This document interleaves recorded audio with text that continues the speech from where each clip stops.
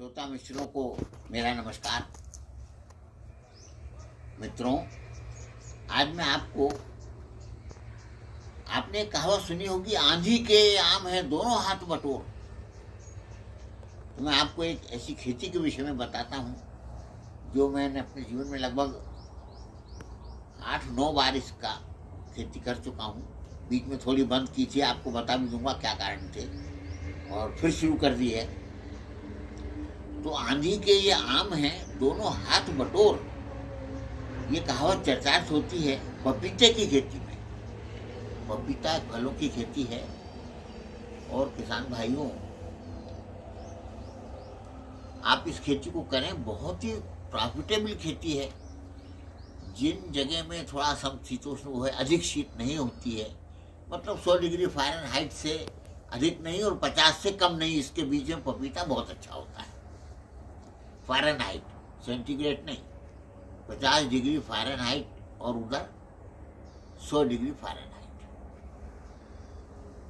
तो भाइयों,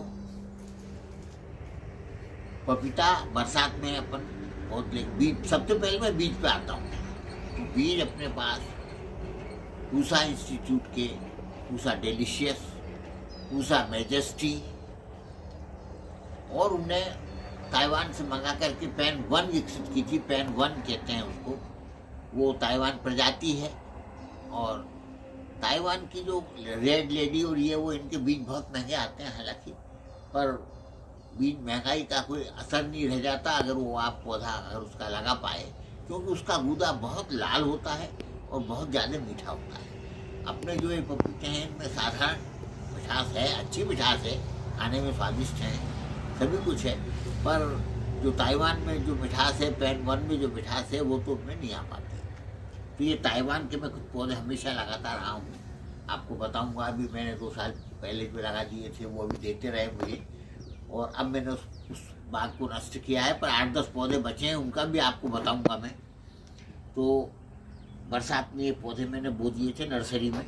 उसके बाद उनको उठा करके, जब वो 4-4 सेंटीमीटर के हो गए तो उठा करके पन्नियों में लगा दिए।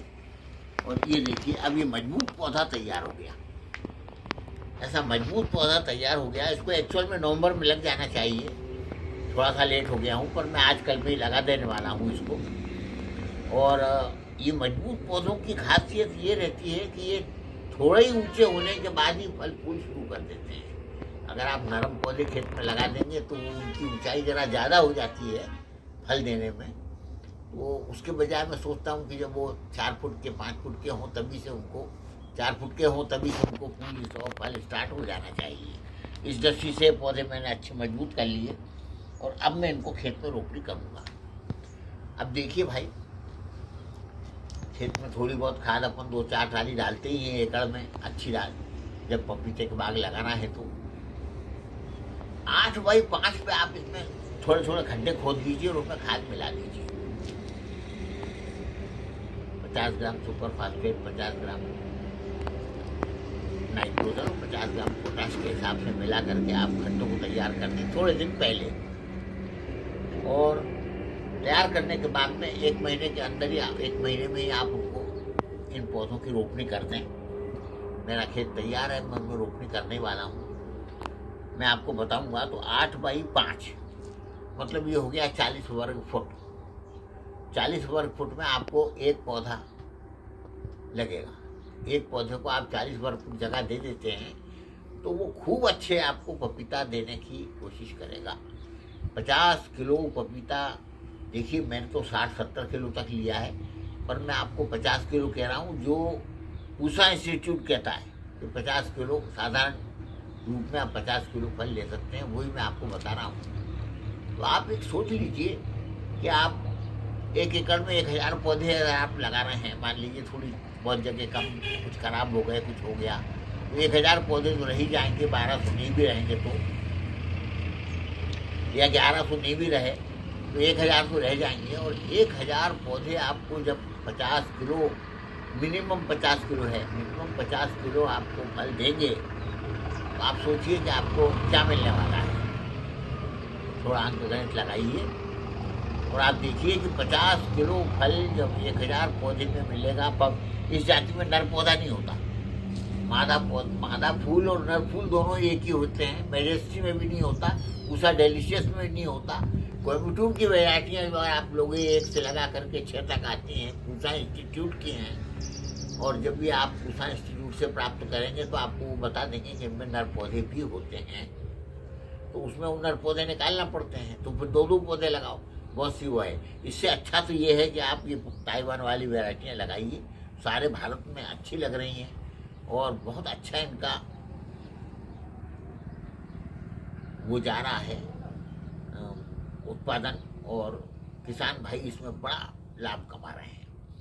तो आप ये समझिए कि जब 50 किलो फल आपका मिनिमम वो दे देता है, तो उसकी कीमत भाई साहब आप 10 रुपये किलो से जोड़ लीजिए, ज़्यादा मत जोड़िए। अभी इस वक्त तो मार्केट में 40 रुपये किलो चल रहा है पपीता, और थोक में वो 20 रुपये किलो जा रहा है। पर मैं आपको इतना महंगा बात नहीं करता, मैं आपसे कहता हूँ मिनिमम भाव बताता हूँ आपको, 10 रुपये रख लीजिए आप। अब 1000 पौधे यदि आपको 50-50 किलो दे रहे हैं तो 50,000 पौधे हो गए। अब ये 50,000 पौधे आपको अगर 10 रुपये प्रति किलो भी आपको देते हैं, 50,000 किलो आपको 10 रुपये प्रति किलो भी आपका बिक गया, आप सोचिए जरा कितनी कीमत होगी। 5 लाख रुपए बरसात में आपने वो किया, और अगली बरसात तक ही आपको 5 लाख रुपए प्राप्त कर देगा। ये है कि 1-2 महीने ज़्यादा हो जाते हैं तो वो तो नर्सरी में निकल जाते हैं, 2-3-4 महीने तो। अब ये हुआ पहली फसल का।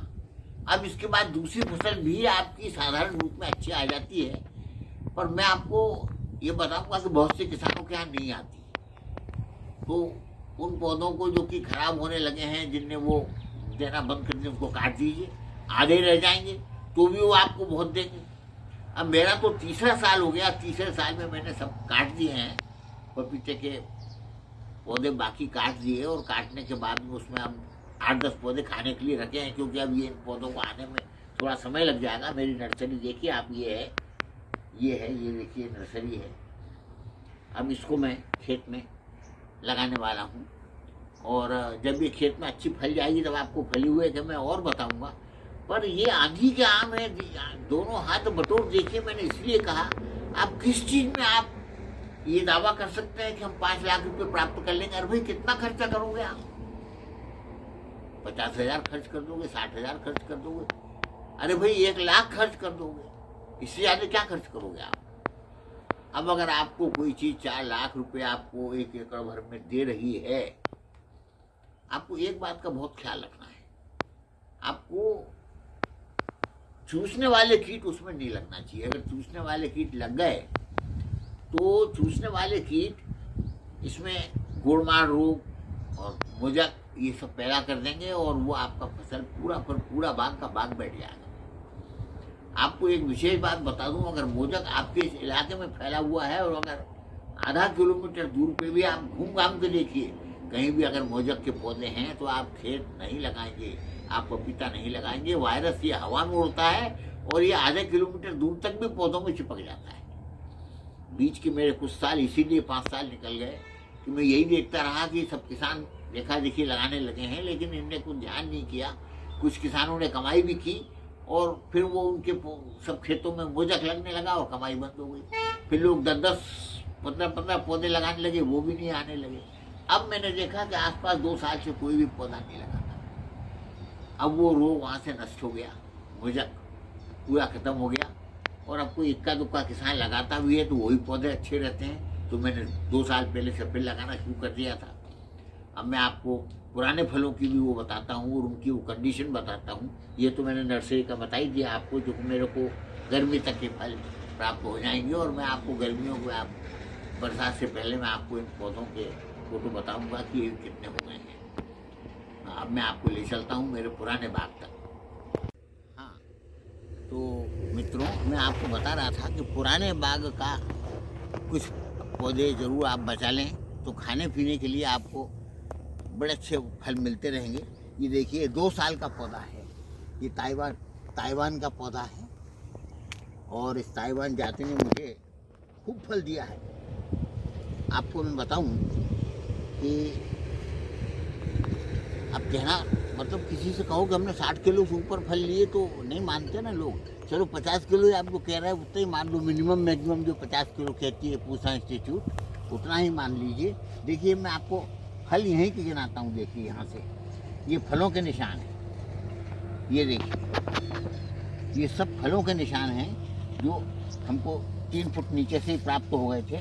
ये फल, ये फल, ये फल, ये फल, ये फल, ये फल, ये फल, ये फल, करीब करीब ये 100 फल मुझे दे चुका है।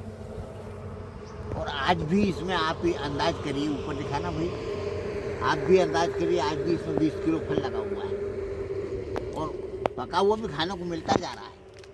ये देखिए ये फल पक गया है। अब इसको मैं तोड़ लेता हूँ तो ये 1-2 दिन में मेरे को पका हुआ अच्छा खाने को मिल जाएगा।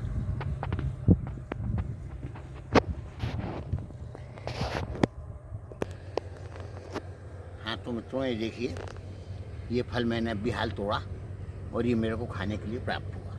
इसी प्रकार से देखिए मैंने कुछ पौधे छोड़े हैं, ज़रा सा बताना भाई। 2-4-10 पौधे छोड़ लिए हैं, उनको भी मैं प्राप्त कर रहा हूँ। तो दूसरे साल भी अगर आप चाहें तो आधे पौधों से आप फल लेते रह सकते हैं। बस आपको करना ये है कि हर 2 महीने में आप उसमें 100 ग्राम यूरिया, 50 ग्राम पोटाश जरूर डालते रहें। डीएपी तो ऐसा है कि 1-2 बार देने के बाद आप बंद कर दें। डीएपी इतनी पर्याप्त है। उसके बाद आप केवल पोटाश और यूरिया देते रहेंगे और थोड़ा मिनरल्स का कोई छिड़काव आप चाहें तो करते रहें, जिससे कि उसमें मिनरल्स में भी ये देखिए आप बोरॉन वगैरह का भी छिड़काव आपको करना पड़ेगा। अगर पत्ते छोटे हो रहे हैं तो, फल आड़े टेढ़े आ रहे हैं तो भी आपको अच्छे सुंदर फल लेने के लिए बोरॉन भी ज़रूरी है। कम है खेत में तो वो आड़े टेढ़े करेगा, उंगली निकाल देगा। इस बात का भी ख्याल रखिए। अब आप एक बात और ध्यान रखिए, बरसात में न गले इसके लिए गिरे नहीं। बरसात होती है तो गिर जाता है, तो उसके लिए क्या करना पड़ेगा आपको, टेका लगाइए। और टेका अगर आप नहीं लगा सकते हैं तो ये घास इसको उगा दीजिए आसपास। ये ज़्यादा नुकसान नहीं करेगी और ये मजबूत ज़मीन को पकड़े रखेगी। तो दूबा घास जो है मैंने तो यही किया था कि सब दूबा घास लगा दी थी इन झाड़ों के आसपास गर्मियों में, तो वो चेत गई। बरसात में उसने उसको एक भी पौधा हमारा नहीं गिरा, जबकि बरसात ज़्यादा हुई उसके बाद भी नहीं गिरा। तो मित्रों ये आंधी के आम हैं, आप भी दोनों हाथों से बटोरिए। धन्यवाद। जय राम।